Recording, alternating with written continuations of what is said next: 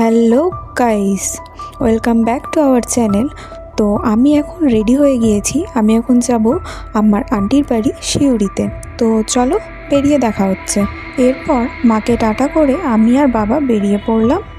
টোটোতে করে পৌঁছে গেলাম বাস স্ট্যান্ডে।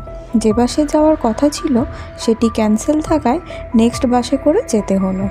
এটি হলো তিলপাড়া ব্যারেজ। এরপর বাস থেকে নেমে দেখি বুনু আর মেশো নিতে এসেছে।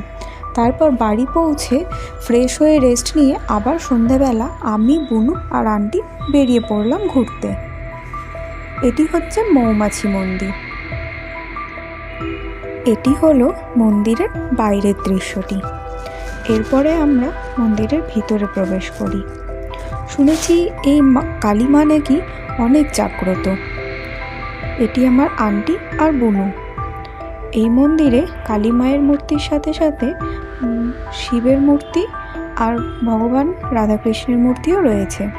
ভগবানের সামনে দেখি কিছু ভক্ত কীর্তন করছে। বেশ অনেকক্ষণ সময় আমরা এখানে কাটালাম। এরপর এখান থেকে বেরিয়ে চলে এলাম এই দোকানে। এখান থেকে আমাদের জন্য পেস্ট্রি নিয়ে নিলাম। আর ওদিকে দেখি আন্টি রোল নিয়ে হাজির হয়ে গেছে। তারপর বাড়ি ফিরে আসি। এরপর আবার পরের দিন বিকেলবেলা এখানকার মার্কেটে ঘুরতে বেরিয়ে যাই। চারিদিকে প্রচুর দোকান।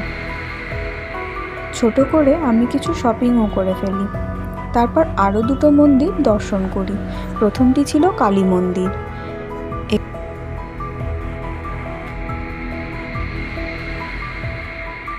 এরপর পাশের বজরংবলী মন্দিরে প্রণাম করে বাড়ির উদ্দেশ্যে রওনা দিই।